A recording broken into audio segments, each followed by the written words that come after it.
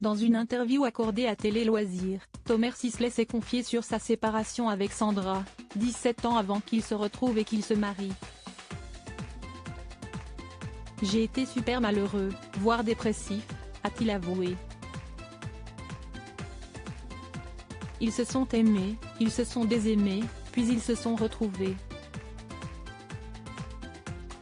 Thomer Sisley et Sandra de Mattéis se sont rencontrés dans une boîte de nuit à la fin des années 1990, et cela a été le coup de foudre.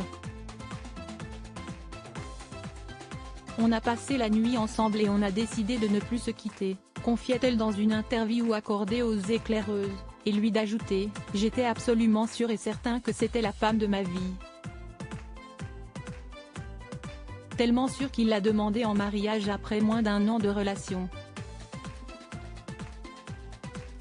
Et elle a dit non. » Thomer Sisley et Sandra Zetoun de Mattéis se sont alors séparés. Ils ont fait leur vie chacun de leur côté, jusqu'à se retrouver 17 ans plus tard. Et cette fois-ci, ils se sont mariés.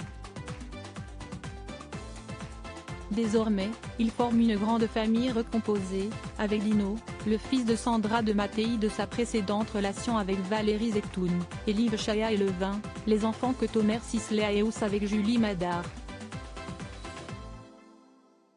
J'ai été super malheureux, voire dépressif, pendant 17 ans. Dans une interview accordée à Télé Loisirs, Thomer Sisley s'est confié sur la dépression qu'il a fait quand il s'est séparé de Sandra de Mattéis au début des années 2000.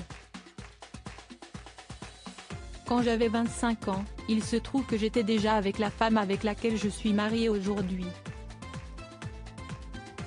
J'étais fou amoureux et, quand on s'est séparés à l'époque, j'ai été super malheureux, voire dépressif, pendant 17 ans, a-t-il révélé, expliquant qu'il s'était appuyé sur ce sentiment pour incarner Ludo, personnage principal de la série Vortex, bientôt diffusée sur France 2, qui ne se remet pas de la mort de sa compagne. J'ai pu facilement me projeter dans la peau de ce pauvre Ludo. Sa dépression lui aura au moins servi à ça.